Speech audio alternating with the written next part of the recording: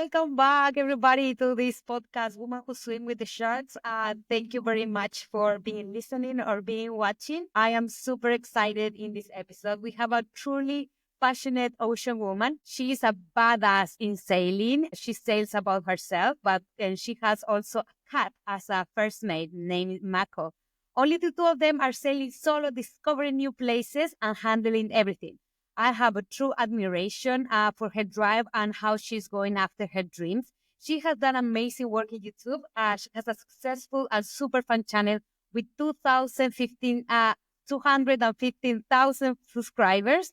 And the rest of her amazing journey, I will leave it to her to tell you. Thank you so much, Lauren Landers, for putting your sail down and stopping for this podcast.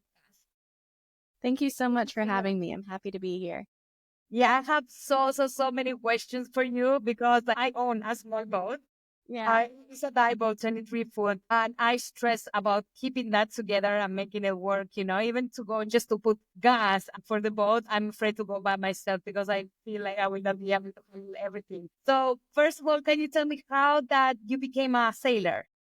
Yeah, I always wanted to sail since I was in middle school age. And every summer since I was a baby, my family would take a power boat to the Bahamas.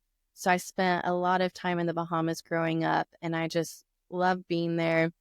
And then one afternoon, I saw a sailboat go by, and I was just like, that's what I want to do.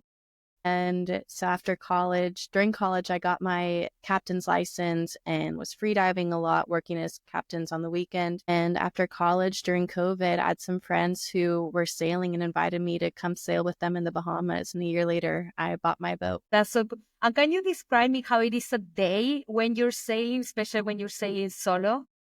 Yeah, like if it's just a typical day sail going out and maybe sailing for 6 to 8 hours and then anchoring somewhere at night, it's pretty relaxed. Generally, I'll wake up and usually I'll try to prep the boat the night before, meaning getting the dinghy up and just kind of making sure everything's how it should be. Otherwise, if I didn't, I'll do that in the morning, first thing. And I'll usually be at anchor. So I'll raise anchor. I have the boat set up so I can do most things from the helm. And I don't really need two people for majority of the things I do. And the actual sailing part, once you get the sails up, it's pretty relaxing if everything goes right. I usually just read. Mako will be up in the cockpit with me, and we just kind of relax. Before Starlink was a thing, that was the only time that I would really disconnect from everything. And I'd still try, even with Starlink, I try to bring that with me still and just relax and journal, read, and take some downtime. And then if I anchor at night, I try to do it before sunset so I can enjoy the sunset. But it's a pretty simple, relaxing day. It's just a day sail. Why did you decide to do it solo? Again, from my own experience, I afraid to be in the boat by myself in case something breaks down, in case you need help. And I always make sure I have somebody. And that's what, like, when I knew your story and when I met you through the social media, that's what catch my attention. That's why I wanted to follow you because, like, I find it so brave to be a badass woman, handling your own boat by yourself, where you have your amazing cat, Mako, that I want little bit about his life in the boat too, but what was, how did you decide or why you decide to go solo on this?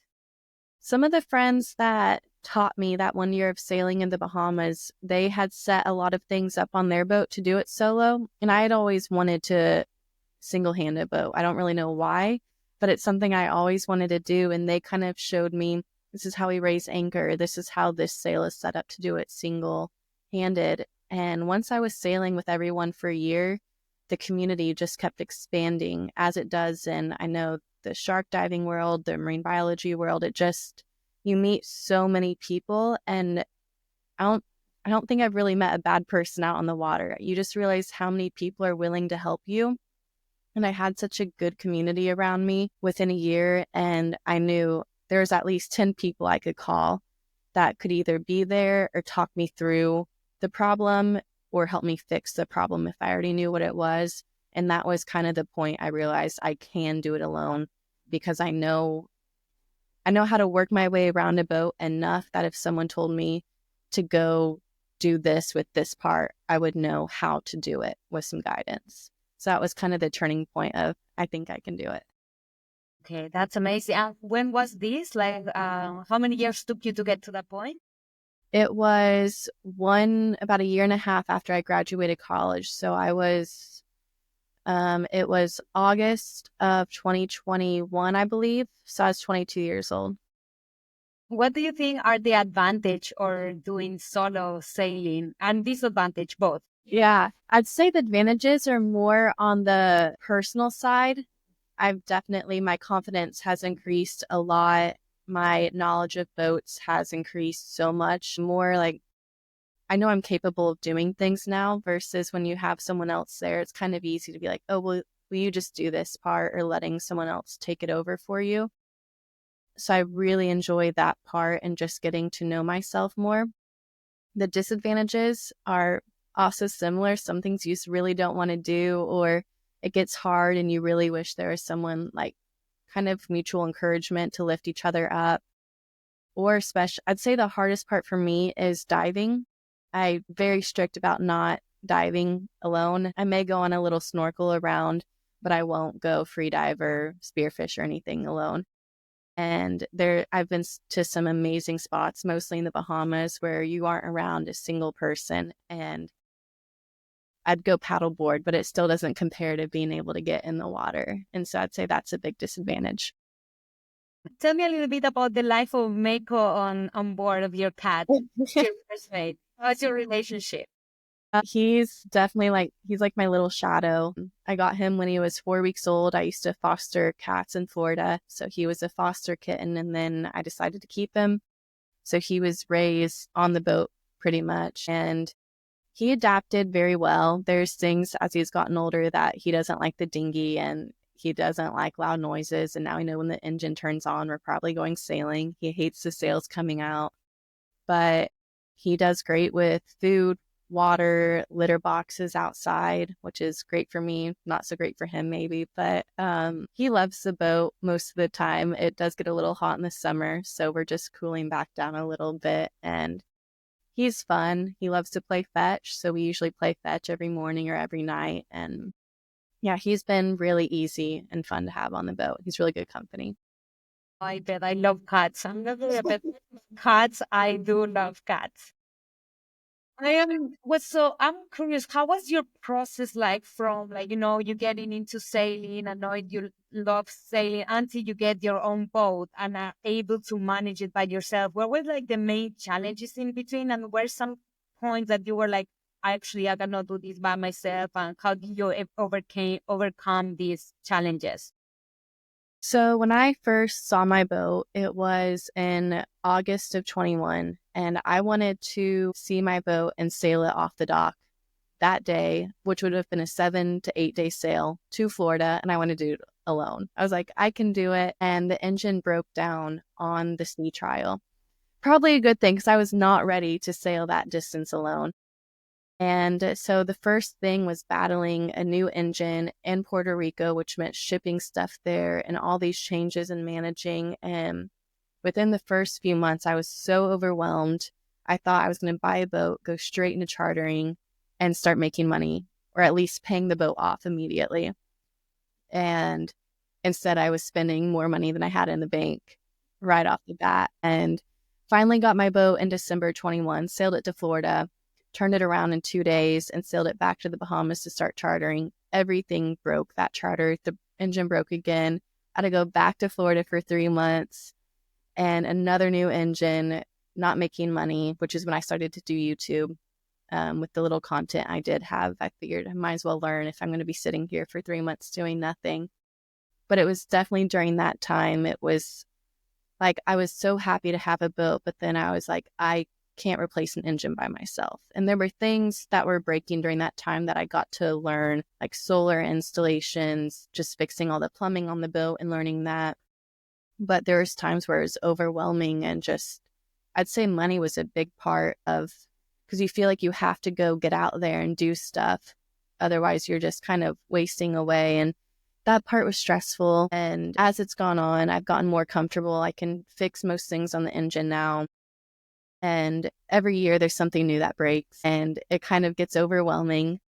Remember one year I was in the Bahamas and my shaft seal leaked, and I woke up and I had water almost up to my floorboards, covering my batteries, electrical systems. And that was probably after the engine ordeal. That was the next time I was like, I don't know what I'm going to do. My boat it couldn't Okay. sink because I only had a couple inches under the keel there, but like, I don't know how I'm going to come back from this. And then this year, my mast broke, and another big expense and another thing. But this year, it was just kind of like, you know what? That's how a boat is. And I knew this going into sailing, that boats break all the time. And I think it takes kind of just spending time on the boat and getting to a comfortable level and understanding your boat. And as the new problems come up, you just kind of start to accept them, have someone you can vent to a little bit, and then figure out a solution. When you're in these situations, when you say like your water was up to your batteries, and I had this feeling before, like, I don't know how I'm gonna fix this. I don't know how I'm gonna get back to this. How do you deal with it? Where do you find your strength to keep going, or to find, because you need to find a solution. Otherwise, Can't nobody just will sit. care to listen to you. Exactly. Where do you find your strength there? I'd say what you just said, no one's going to come to your rescue. I think that's a big thing about living or just owning a boat or anything that you're doing alone. You just have to realize no one's going to fix this but me.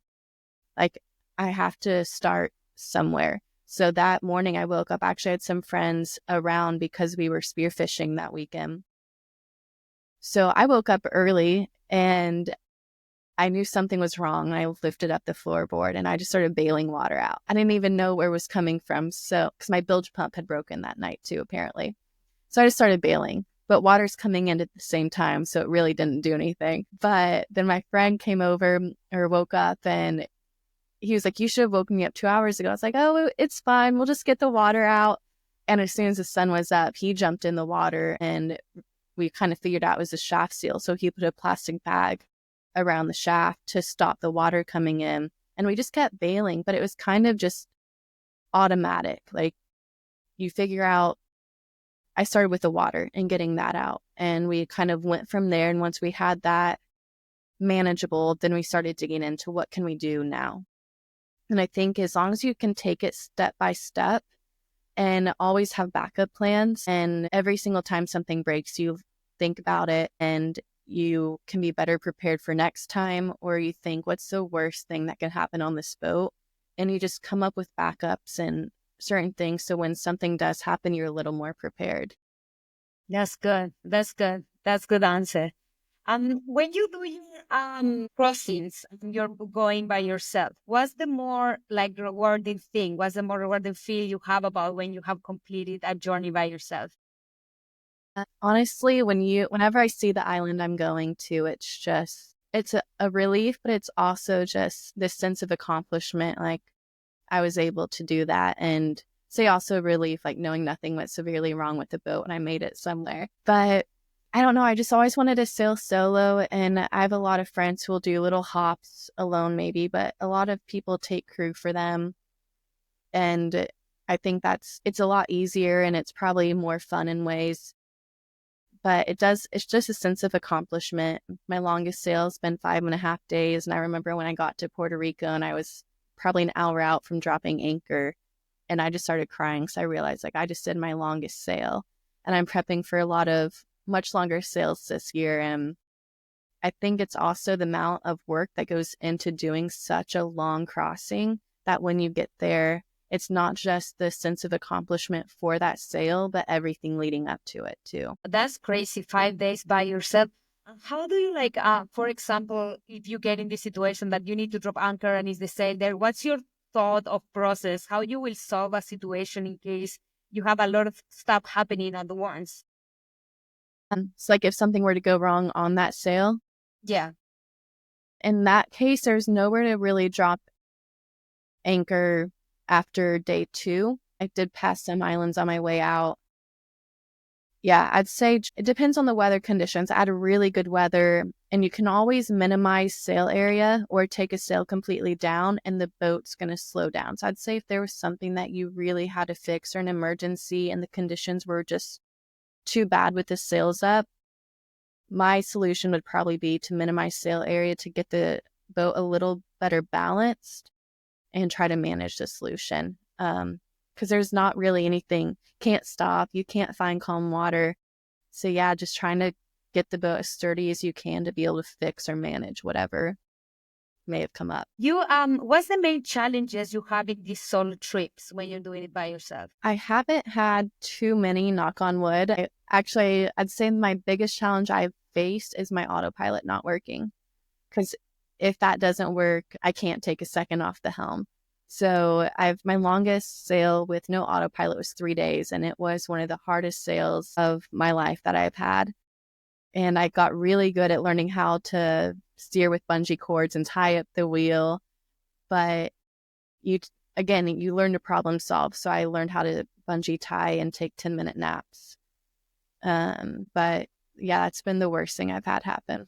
So what is this? So your autopilot stopped that for 3 days. You needed to be there steering like the full Yeah. time. So it sounds kind of weird. Like I've had to go out for a couple hours of sailing even. And I don't know, steering a boat for a couple hours, it gets old because you can't do anything else. You can't come downstairs. You can't get a sip of water. And it's just mentally and physically draining, especially if you're fighting the wind. Sail changes are really hard. And yeah, so the 3 days, no autopilot, I was just steering. I actually pulled over, went completely out of my way and pulled over to another island the first night to try to see if I could fix it or realign it, do something. But everything was fine and the autopilot had just finally worn out. So I really had no option but to just send it. And yeah, I figured out how to at least hold the boat in its heading for 10 to 15 minutes at a time. And that made a big difference, just being able to nap for that long. Wow, where and from where to where you were going? I was leaving the island of Grenada, so Southeast Caribbean, and I was heading to the British Virgin Islands. So I was skipping the whole island chain, going offshore. And in a different scenario, I could have hugged the islands and stopped every night, but I was meeting people for a regatta and I was trying to get up there. So And you have 79 episodes on your YouTube, which they are very entertaining and very good. What you can say are being your best and worst episodes and what? the worst are definitely from the beginning when I didn't know what I was doing, filming or editing wise. I wasn't really filming at all. And so I just kind of threw whatever I could together to try to get the story there. I'd say my best episodes have usually been the ones where I'm really excited about something. For example, getting to go off grid in the Bahamas and being alone and exploring something that I'll stare at the charts of the Bahamas and Google Maps and just say, I want to go there. And the weather worked out one time and I got to go in the middle of nowhere. Like I couldn't see land. It was glass and I was surrounded by coral reefs. And that video did phenomenal. And partly just because I was so excited to film it and share it. And I'd say some of my longer solo sail has done well also for a similar reason. Because I just get so excited about it and I enjoy filming that stuff and editing because it means a lot to me. Oh, that's good. What's your favorite places in the Bahamas that you've been sailing here? That's a hard one. Say Andros is one of my favorites just because it's so untouched and there's always somewhere to explore there. I love the southern islands, Crooked Island, Cat Island, the Raggeds, Long Island. I spent a lot of time there. Bimini, if we're going to go to the shark aspect, will always have my heart for so many reasons. Nassau's become a bit of a home stomping ground for me, especially the west side. So you can't really go wrong in anywhere in the Bahamas. And as you with your sailboat are allowed to are you able to get to very remote places? As you see, like Ragged Island, which is one of the islands we've been earlier this year. And I was very impressed because it's nobody there. Like, I think 30 people live there now, and it's a chain. I don't know how many miles, like 100 miles of So islands long now. chain. It's very long chain. It's very remote. It's not airplanes are going there. But still, when I went after a dive, I went to explore the islands. I swim to shore and it was so beautiful. It was incredibly beautiful. But I realized it was a lot of plastic, like wash ashore. Like Yeah. everywhere I walked was plastic. And I was like, is it incredible how places that are untouched by humans, like probably just people like you, like with small boats go there, they're very respectful, get to see those places, but they are still full of like probably plastic that are being carried from other islands, from other tides. And that made me very, very sad because probably 90% of the people do not realize what's the damage are being done in these amazing places. So I wanted to know about your experience of exploring these very untouched or more remote places. What do you see of the natural, like in terms of sionism? Oh, sorry, this word is hard for me. Like, what do you could tell people what you have seen, or especially underwater too? You know, this year we've been having in Bahamas one of the highest water temperatures recorded. Was in my computer when I was there in late August. It got to 89. A lot of my favorite corals died. And it was very, very, very heartbroken. So, from your trips, for what do you have seen on the surface and underwater, what you can tell people? I think it's interesting that you bring up the raggeds because I noticed that when I was there as well. When we were sailing on the outside, the amount of trash I saw was almost more than the trash I've seen throughout the whole Bahamas. So I don't, it was really interesting for how untouched it is there. I've noticed similar things to you. The coral reefs have been devastating to watch with the water temperature rise. And I'd say it's very similar just to what you've seen. I'd say almost every dive I go on, there's trash of some sort that you'll see, whether it's plastic bags or fishing line tangled up in the reefs. Say it's abnormal to go diving or even sailing and not see trash or some type of devastation in the ocean, whether it's just coral bleaching or pollution, oil slicks. Yeah, it's hard to dive and not see that, which is really sad. Yeah, in the years you've been saying, have you been seeing a change, either positive or negative? So, especially for me, like the coral reefs is what like we can Yeah. see, most people cannot see. I would say the coral reefs have been probably the thing I've noticed most since I've started sailing because I've noticed the trash ever since I started diving more, especially off the coast of Florida. But the coral reefs have been, I mean, I think we probably have some of the same reefs that we love in Nassau. And the difference that I've seen in those in 3 years have been devastating. They're not worth, unfortunately, it's like they used to be your one good reef you can go to and always see something beautiful. And now it's sad, but it's not even worth going to anymore. It's been very, very heartbroken for me, especially since I've been in Bahamas for 10 years. And in this period of time, especially in the last 5 years, the speed I see in the coral bleaching is being insane. So It's I gone always very slow to all of a sudden gone in a month.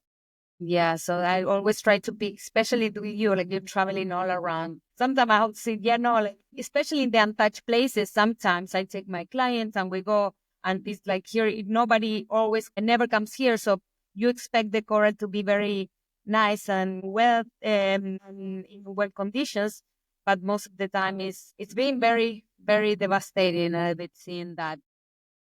It, Lauren, what's your connection with the ocean?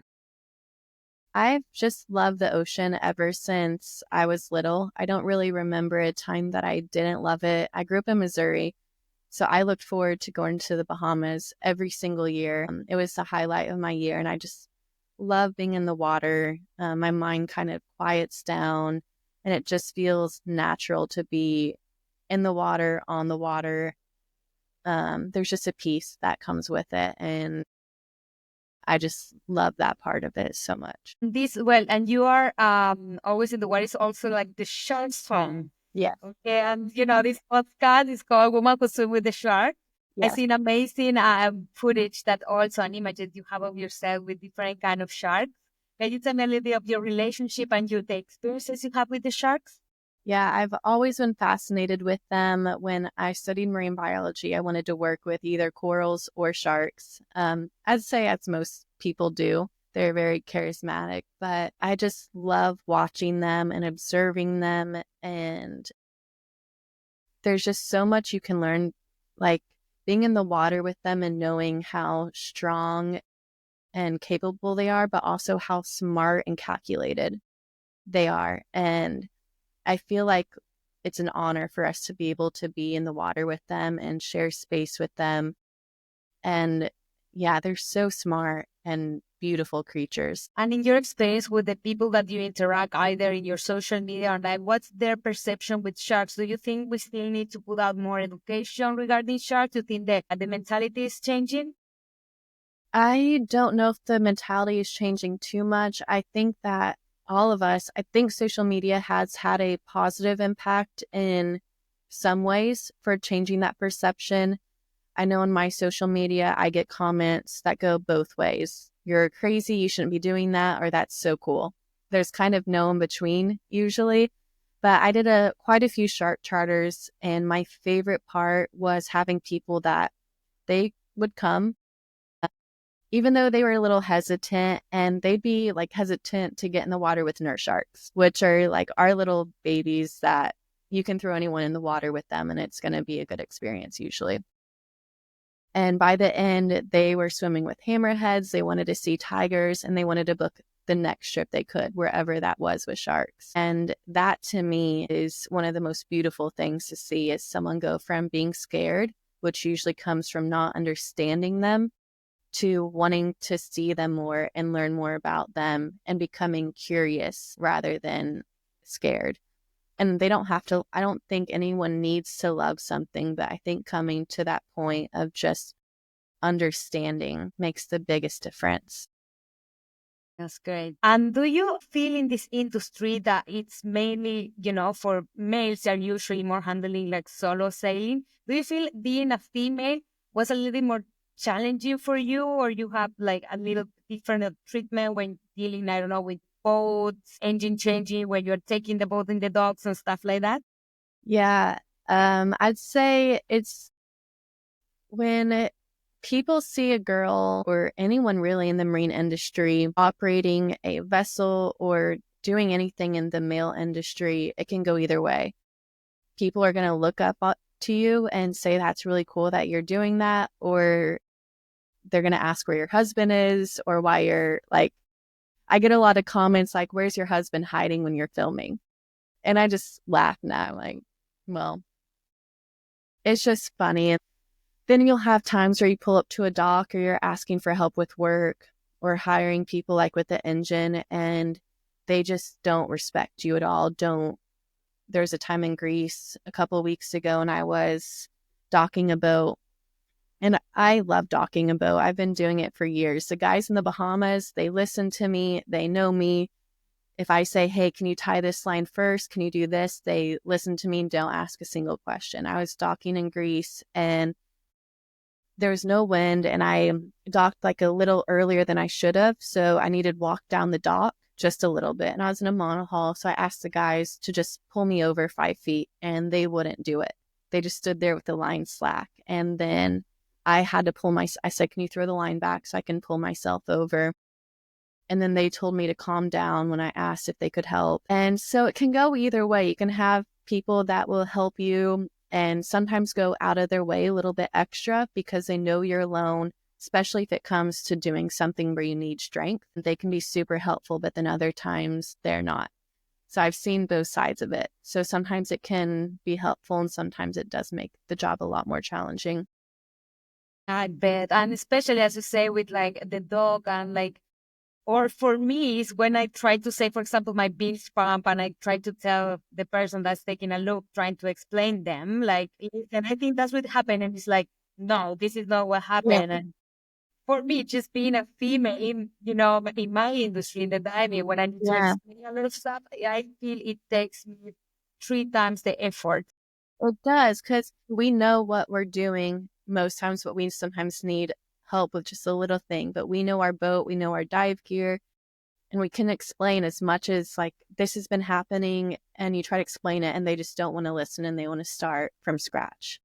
But I When, think, yeah, to be honest, Lauren, like people like you, because people like you think to people like you, females are earning more respect in the field. And I think a lot of females appreciate how strong you are in the social media and how strong you're being in carry on with your career because you're making a name for us, for the women that work in the marine industry.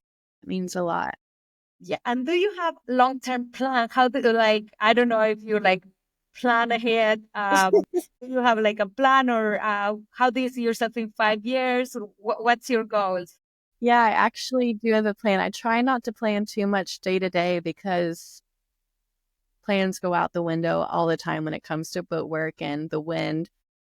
But I am planning to cross the Pacific to French Polynesia this April. So I'm doing a lot of prep work for that right now. And I was supposed to be sailing to Colombia in a couple days, but like boats usually go, parts aren't in time, so I won't be doing that sail for another month. But yeah, I'm making my way that way and heading over to the Pacific. Like we talked about, I just love diving and getting to explore new places. So I'm so excited to get over there and get back into diving. I hear the diving there is absolutely incredible. Visibility, marine animals. I have like a very good friend of mine that worked actually a year ago, and she's there, and I see her videos, and it's absolutely amazing. So, how long will it take you to cross from the Panama to Yeah. Transpacific? It will take anywhere from 3 to 4 weeks. And are you doing that by yourself? I am. Wow. And how you preppy? So, how do you? Okay, I have so many questions, but because it's like crazy. This is crazy. How do you prep? Like, if something like fails, how do you know like how many of certain amount of stuff you can have? Because then you cannot drop anchor and you will Yeah. So that's literally nowhere. actually a big part of. I flew back to the boat the first week of November and I was in the yard. So I was doing all like through hole replacement, stuff like that. But ever since I got up to St. Martin, which I can ship stuff tax free, it's been going through the boat like crazy, going through every system and trying to think what's broken in the past, what haven't I serviced in 6 months to a year, what's coming up on servicing, and getting spares for anything that could go wrong. Or saying, if this broke, do I have something on the boat that could fix it for that crossing? So that's been going through my mind nonstop for the past month and is going to continue. I'm getting the whole rig replaced next week. So that's going to take off some of that pressure. Like, what if the rig collapses? Hopefully, brand new, it won't. A lot of engine servicing and just going through the little details of the entire boat. And because you forget how many systems are on a boat, and I'll like do a mental checklist and I see something. I'm like, oh, I need to have extra bolts for that thing in case one of them flies off. And it's simple things like that, or simple parts like that where you don't always think about. And so just going through everything, unfortunately, going through worst case scenarios. Like, I know there's a boat a few years ago that hit a whale and they sunk within 15 minutes. And that's probably my biggest fear of the crossing. But talking to people who've done the crossing and hearing what they've done to try to prevent that. And then also saying, if that did happen, am I prepared to be in a life raft for a certain amount of days? And so just unfortunately, making sure that plan is also in place and making sure I have all the provisions for that. So yeah, That's what I wanted to ask you in case, like, of course, this is just yeah, putting words. I know you don't want to think that way, but you do, unfortunately. No, of course, but if anything goes wrong like that, what like do you have like a device that you can send a signal like if you're in the middle of the Pacific? Yeah. So I have a EPIRB for the boat and also personal EPIRB I wear on my life jacket. And then I always think about Mako too. So Mako has his life jacket and food and stuff in a ditch bag that I keep outside with us. And then I also have a Garmin InReach that has satellite connection. My thing is like the EPIRB would definitely go off, but also with my InReach, I can text my whole family and anyone that has my contact on there. And that has battery life for 24 hours. And now with Starlink, which is what happened with the boat that sunk a couple years ago, they had an Iridium Go, which is the same thing as a Garmin InReach, and they sent the text to their emergency contact on land. They posted on a Facebook page, and because one of the boats had Starlink that was in that area, they diverted course and picked the people up within a couple days. So that's probably my go-to emergency plan because Coast Guard can't get you out there. Yeah, no, exactly. That's what I was asking. Yeah, I had a in Garmin too, just Yeah. when I was station. That's It a, gives you a lot of peace of mind. of course. And then when you're going through this, will you have signal? Will I you am, get yeah, the I am going to leave my Starlink. I probably won't leave it on the entire time, but I will toggle it on because it will rack up gigabytes and cost money. But I'll definitely be toggling it on to check in and stuff. That will be so amazing to watch. I cannot wait for you to complete that journey. Amazing. You're such a so brave. Wow. And what do you think for women that are like looking up to you, like I feel like this can be like something in the future they could do? Do you think this is a difficult lifestyle, especially for females? It's definitely a challenging lifestyle, and I wouldn't say just for females, but for anyone. I'd say anything that has to do with a boat and or saltwater is a challenging environment. Even going diving every day and just being exposed to all the elements and how unpredictable things can be, how I mean things change on both of us daily. And plans change, things break, and some days you're going to have the best day of your life if you're doing something on the water and you're not going to be able to believe that whatever happened just happened. And then other days it's going to be the most frustrating, worst day of your life and you're going to want to give up. And I'd say knowing that you're going to have the highest highs and the lowest lows of your life if you're doing something on the water, if you know that and know things are going to go wrong and be able to accept it, say that's the most important thing for knowing if you can do this lifestyle. And then on the female side, getting into it, making connections, I think is the best way, especially with other females, whether that means you need to go pay to go dive with whoever you look up to and establish that relationship, pay to go on a charter, things like that. I mean, I know that's how it started for me. And think that's probably one of the best ways to get into it is making those relationships. I know one thing I lacked at the beginning was like true confidence to trust my decisions. But one thing that really helped me was the fact that I didn't want to give up.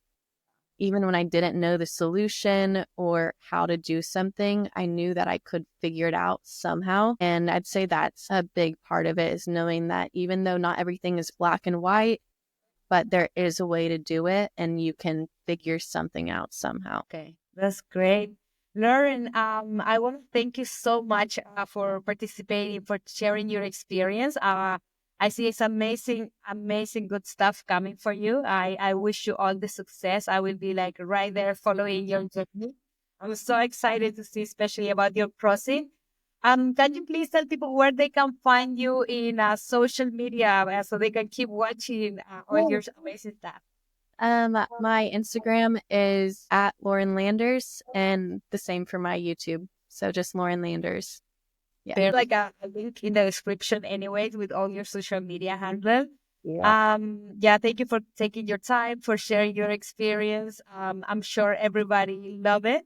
And yeah, I will ask you please don't hang up on me yet. I will just say goodbye to everybody. Thank you everybody for listening. This was Lauren Landers for Women Who Swim with the Sharks. Hope to see you in the next episode. Bye.